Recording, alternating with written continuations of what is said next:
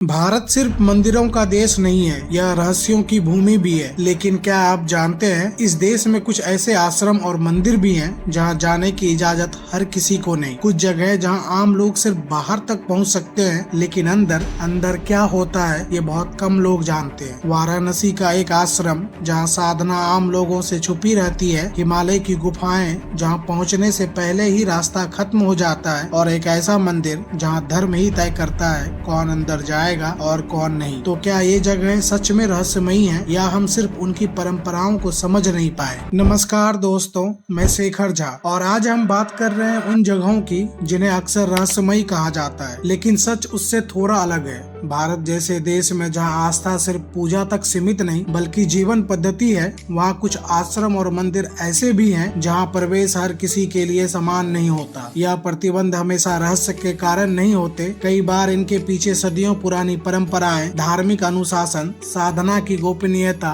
और संस्थागत नियम होते हैं। कुछ स्थान ऐसे हैं जहां बाहरी लोग केवल मुख्य परिसर तक जा सकते हैं, लेकिन अंदर के साधना क्षेत्र, मठों के निजी हिस्से या विशेष अनुष्ठान केवल दीक्षित साधकों या पुजारियों के लिए सुरक्षित रखे जाते हैं। इसका कारण सिर्फ सुरक्षा नहीं बल्कि आध्यात्मिक प्रक्रिया की पवित्रताएं बनाए रखना भी होता है। कई मंदिरों में प्रवेश धर्म के आधार पर सीमित होता है, जो आधुनिक सोच में बहस का विषय बनता है, लेकिन उनके अनुयायियों के लिए यह आस्था की निरंतरता का हिस्सा है। वहीं हिमालय जैसे क्षेत्र में ऐसे साधना स्थल भी हैं जो किसी बोर्ड या मानचित्र पर दर्ज नहीं, जहां पहुंच पाना ही सामान्य व्यक्ति के लिए लगभग असंभव है, क्योंकि वो स्थान प्रचार के लिए नहीं, तप और एकांत के लिए बने हैं। इसीलिए जब हम कहते हैं कि वहाँ कोई नहीं जा सकता, तो सच ये है कि जाना संभव तो है, लेकिन सबके लिए नहीं। और यह फर्क ही इन जगहों को रहस्य, परंपरा और अनुशासन के बीच खड़ा करता है। आज हम इन्हीं सीमाओं को समझने की कोशिश करेंगे, सनसनी के नजरिए से नहीं बल्कि तत्व और संतुलन के साथ। और अगर इन सीमाओं को समझना है तो शुरुआत होती है काशी से, वाराणसी के उन गलियों से जहाँ साधना सिर्फ पूजा नहीं बल्कि जीवन और मृत्यु के बीच की रेखा को समझने की प्रक्रिया मानी जाती है। यही स्थित है अघोर परंपरा का प्रमुख केंद्र, बाबा कीनाराम स्थल, जिसे अघोर पीठ के नाम से जाना जाता है। बाहर से देखने पर यह एक सामान्य आश्रम जैसा ही लगता है, जहां श्रद्धालु आते हैं, दर्शन करते हैं और चले जाते हैं, लेकिन अघोर परंपरा की जड़ें सामान्य धार्मिक कारणों से कहीं अधिक गहरी और जटिल है। अघोर साधना का उद्देश्य भय, भेद और सार्वजनिक सीमाओं से परे जाना माना जाता है, और यही कारण है कि इसकी कई साधनाएं सार्वजनिक प्रदर्शन का हिस्सा नहीं होती। यहाँ आने वाले आम लोगों को मुख्य परिसर तक पहुँच मिलती है, लेकिन अघोरियों की निजी साधना, विशेष तांत्रिक अभ्यास और आंतरिक अनुष्ठान बाहरी दुनिया से दूर ही रखे जाते हैं। यह प्रतिबंध किसी रहस्यमय ताले की वजह से नहीं बल्कि उस परंपरा की प्रकृति के कारण है, जो मानती है कि कुछ प्रक्रियाएं अनुभव से समझी जाती है, प्रदर्शन से नहीं। समय के साथ अघोरियों को लेकर कई मिथक भी फैलाए गए, शमशान साधना,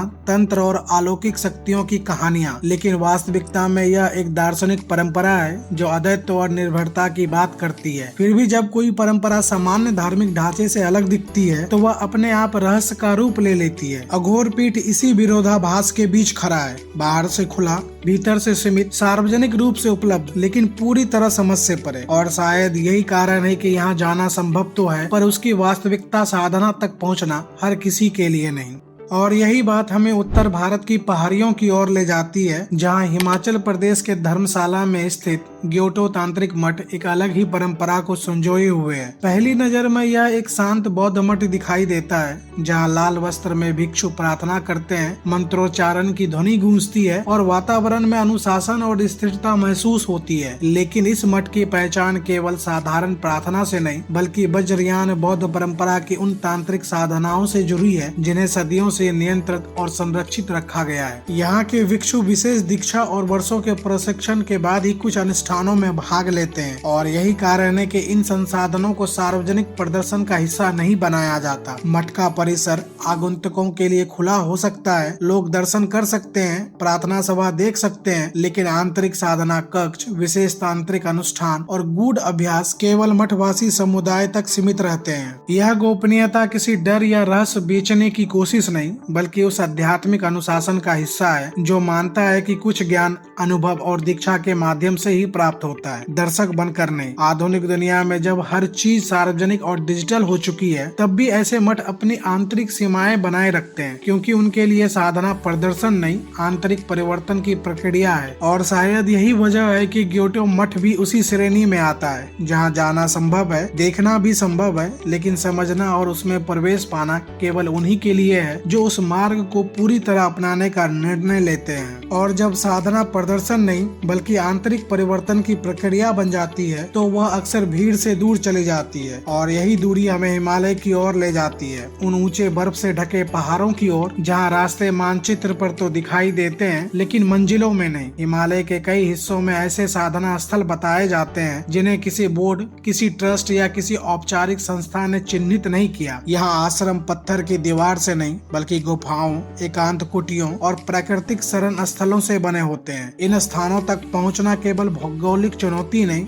बल्कि मानसिक और शारीरिक तैयारी की भी परीक्षा है। कई साधु और तपस्वी वर्षों तक एकांत में साधना करते हैं, बाहरी संपर्क सीमित रखते हैं और अपने स्थानों को सार्वजनिक चर्चा से दूर ही रखते हैं। यही कारण है कि ये स्थल रहस्य का रूप ले लेते हैं, क्योंकि वहाँ कोई टिकट काउंटर नहीं, कोई पर्यटन मार्गदर्शक नहीं और अक्सर कोई निश्चित पता भी नहीं होता। लोक कथाएं इन्हें सिद्ध आश्रम कहती है। कुछ लोग उन्हें आध्यात्मिक ऊर्जा का केंद्र मानते हैं तो कुछ इन्हें अतिशयोक्ति मानकर खारिज कर देते हैं। लेकिन तत्व यह है कि हिमालय सदियों से तप और एकांत का प्रतीक रहा है, और आज भी ऐसे साधक हैं जो प्रचार से दूर रहकर उसी परंपरा को जीवित रखते हैं। यहाँ प्रतिबंध किसी नियम पुस्तिका में नहीं लिखा होता बल्कि परिस्थितियों की सीमा बन जाती है, ऊंचाई, मौसम, दुर्ममता और साधकों की इच्छा। इसीलिए यह कहना है कि वहाँ कोई नहीं जा सकता पूरी तरह सही नहीं होगा, पर यह भी उतना ही सच है वहाँ तक पहुँचना हर किसी के लिए संभव नहीं। और शायद यही अनिश्चितता, यही अदृश्यता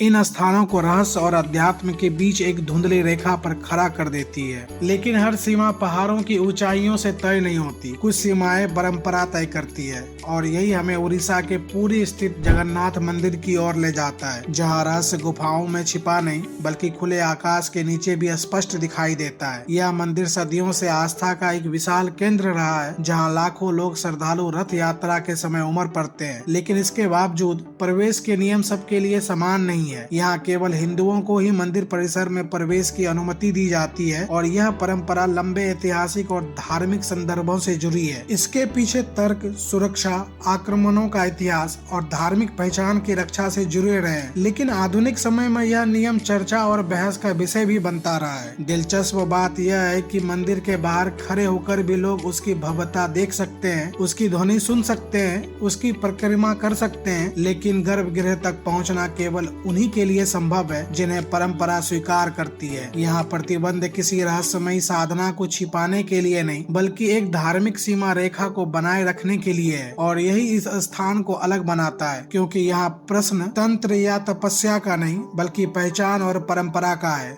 इसीलिए जगन्नाथ मंदिर भी उसी व्यापक चर्चा का हिस्सा बन जाता है, जहाँ जाना संभव है, आस्था व्यक्त करना संभव है, लेकिन हर व्यक्ति के लिए समान रूप से प्रवेश संभव नहीं। और शायद यही विरोधाभास इसे एक ऐसे स्थल में बदल देता है जहाँ खुलापन और प्रतिबंध एक साथ मौजूद रहते हैं। और यही विरोधाभास हमें उड़ीसा की ही धरती पर स्थित लिंगराज मंदिर तक ले आता है, जहाँ परंपरा की रेखा और भी स्पष्ट दिखाई देती है। भुवनेश्वर के हृदय में खड़ा यह प्राचीन शिव मंदिर स्थापत्य की दृष्टि से जितना भव्य है, अपने नियमों के मामले में उतना ही दृढ़। यहाँ भी केवल हिंदुओं को ही गर्भगृह और मुख्य परिसर में प्रवेश की अनुमति है, और यह नियम किसी हालिया निर्णय का परिणाम नहीं बल्कि सदियों पुरानी परंपरा व्यवस्था का हिस्सा है। मंदिर के बाहर से ही इसकी ऊंची शिखर रेखा और विस्तृत प्रमांग दिखाई देता है। पर्यटक आसपास के मंच से दर्शन कर सकते हैं, लेकिन भीतर का आध्यात्मिक क्षेत्र सीमित ही रहता है। इस प्रतिबंध का उद्देश्य किसी रहस्य को छिपाना नहीं बल्कि उस पूजा पद्धति और धार्मिक निरंतरता को सुरक्षित रखना है जो पीढ़ियों से चली आ रही है। आधुनिक समय में जब समानता और सार्वभौमिकता की बात होती है, तब ऐसे नियम स्वाभाविक रूप से सवालों को जन्म देते हैं, लेकिन मंदिर प्रबंधन के लिए यह परंपरा की रक्षा का विषय है। यहाँ सीमा किसी भौगोलिक कठिनाइयों से नहीं बल्कि धार्मिक पहचान और विश्वास की परिभाषा से तय होती है, और इसी कारण लिंगराज मंदिर भी उसी चर्चा का हिस्सा बन जाता है, जहाँ खुलापन आस्था तक है